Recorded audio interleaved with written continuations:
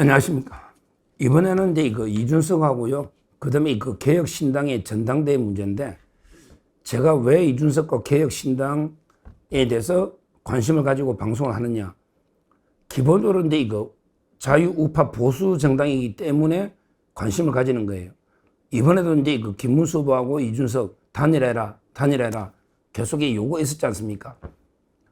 결국 이제 개혁신당이 우리 보수 쪽에 있기 때문에 분열이 되면 이제 지방선거나 앞으로 또 보궐선거가 많기 때문에 계속 제가 관심을 가지고 지금 지켜보면서 방송을 하고 있는 겁니다. 이번에 개혁신당이요, 아예 당원을 바꾸는 모양입니다. 전당대회를 하는데, 개혁신당이 전당대회를 하는데, 현재는 이제 단일성 집단 지도 체제, 현재는 이제 단일성 집단 지도 체제인데요. 이걸 완전하게 단일 지도 체제로 바꾸려고 한다고 합니다. 무슨 말이냐? 지금은요, 예를 들어 이제 전당대회 하면 여러 명이 나오죠, 당대표에. 예를 들어 이제 허나 또는 이기인 이런 식으로 후보들이 쭉 나올 거 아니에요. 그럼 이제 지금은 이제 1등은 당대표가 되고, 그 다음에 2등, 3등, 4등이 최고위원이 되고, 이거 옛날에 많이 봤잖아요. 이런 게 이제 집단 지도 체제입니다. 단일성 집단 지도 체제. 그러면 이게 아무래도 당대표 권한이 좀 약해지는 거죠. 근데 지금 현재 민주당이나 국민의힘은 그렇게 안 하잖아요. 민주당이나 국민의힘은 이제 당대표는 따로 뽑고, 그 다음에 최고위원은 또 따로 최고위원 경선에서 따로 뽑잖아요. 당대표에 4명 넣으면 4명이 하고, 최고위원은 또 최고위원들을 따로 뽑잖아요. 이게 바로 단일 지도 체제다. 이런 식으로 바꾸려고 합니다. 그러니까 이제 당대표는 할 것도 없죠, 원래 개혁신당의 초대 당대표가 이준석이었어요. 근데 지금은 이제 허나 이렇게 하다가 나가고, 이번에 다시 이제 이준석 입장에서는 내가 다시 당대표로 강력하게 단일 지도 체제로, 추대지 너 경쟁자나 있겠어요? 내가 당대표가 돼가지고 다시 개혁신당을 추설해가지고 다음 지방선거에 내가 책임지고 한번 해보겠다. 이런 식으로 대표만 따로 뽑고, 그 다음에 최고위원은 또 따로 뽑고, 이런 식으로 바꾸려고 한다. 이런 이야기입니다. 근데 문제는 제가 이제 드리고 싶은 말씀은요, 이런 게 무슨 의미가 있나요? 지금 당원은 한 10만 약간 넘는 모양인데, 이래가지고 비전이 있나요? 예를 들어 이준석이가 당대표로 다시 모든 권한을 다 움켜쥔 단일 지도 체제로 당대표가 됐다. 그러고 최고위원들 몇 명 쭉 뽑아놨다. 이래봤자 당이 무슨 의미가 있나요? 제가 보기에 분열 일부 갉아먹는 것 외에는 아무런 의미가 없잖아요. 지금 20대 남성층의 일부 정도 지지가 있는 거지. 지금 이번에 여성들 표도 다 떨어져 나가. 특히 40, 50대부터 어르신들은 말할 것도 없고, 지금 20대 일부 남성층의 지지로 겨우 명명만 유지하고 있잖아요.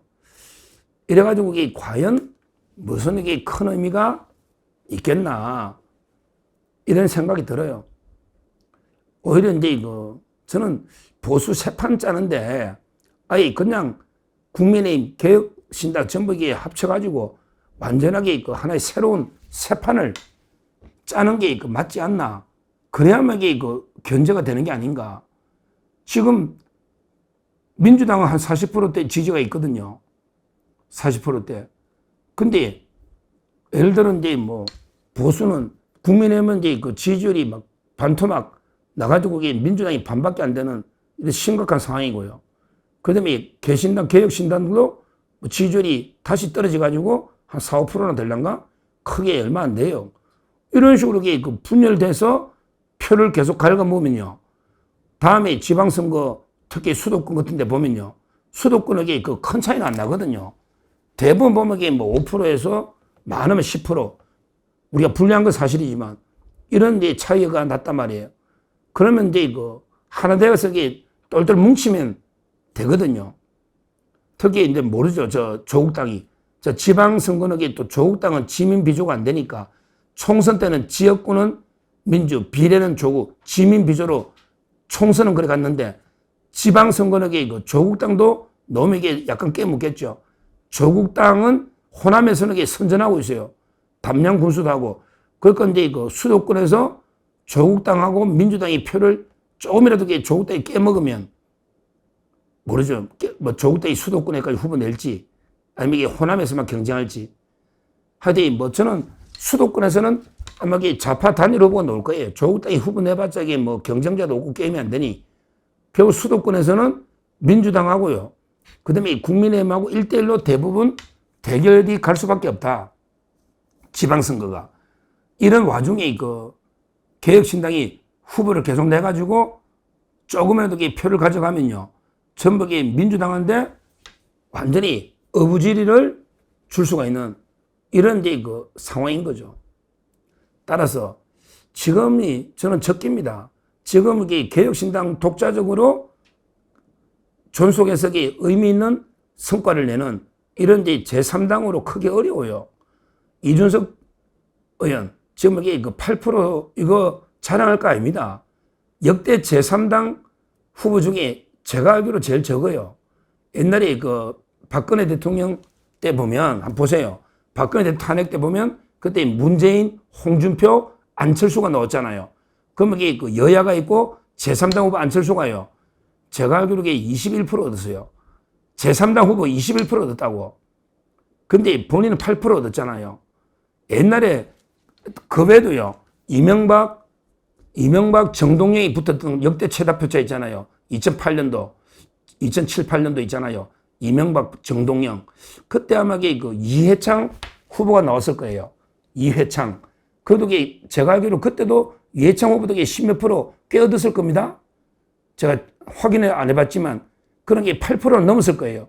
이해창 총재가. 그래도 꽤 넣었을 겁니다. 실제. 그러니까 이제 그 제3당 후보가요. 실제 그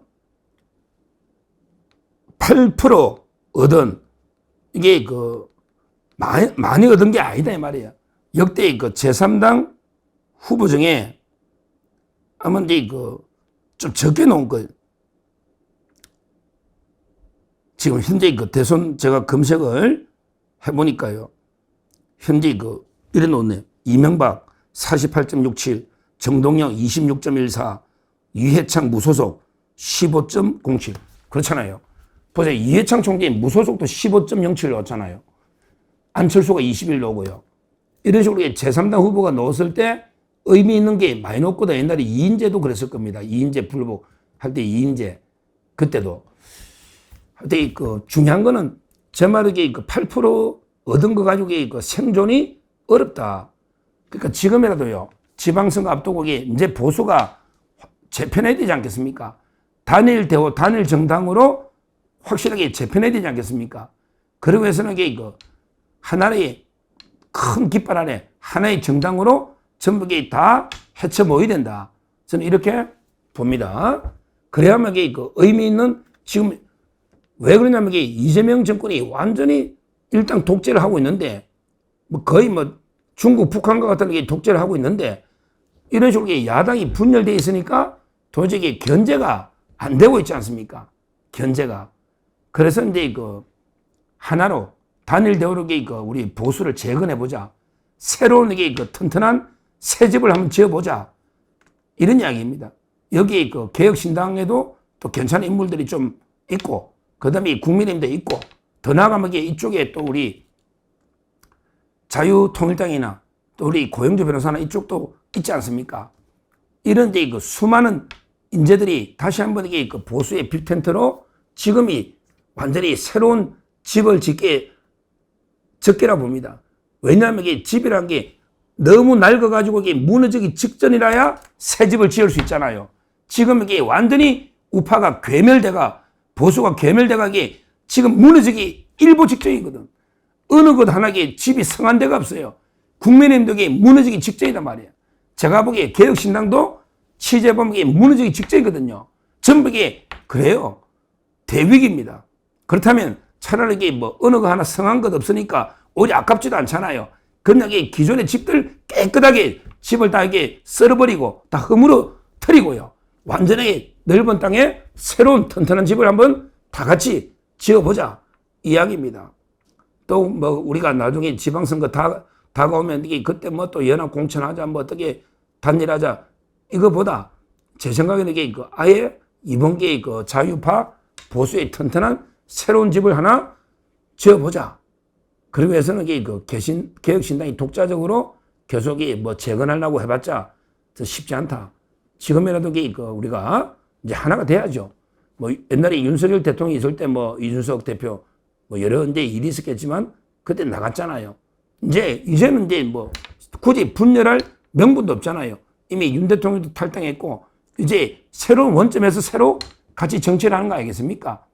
뭐 한 집안에 또 다양한 목소리가 있을 수 있는데 뭐 막 거기에 한동훈도 있고 이준석도 있고 뭐기에 다양한 목소리가 한 집안에 있을 수가 있는데 뭐 그 이야기에 당내 또 어떻게 조율하는 또 과정이 있을 테니까 당에 내에서는 민주주의가 살아있다는 거 아니겠습니까? 차라리 한 당 내에서 한번 이게 한동훈이든 이준석이든 뭐 지금 현재 우리 김문수 후보부터 국민의힘이든 다 이게 한 집에 모여가지고 한번 이게 새롭게 재편해보자.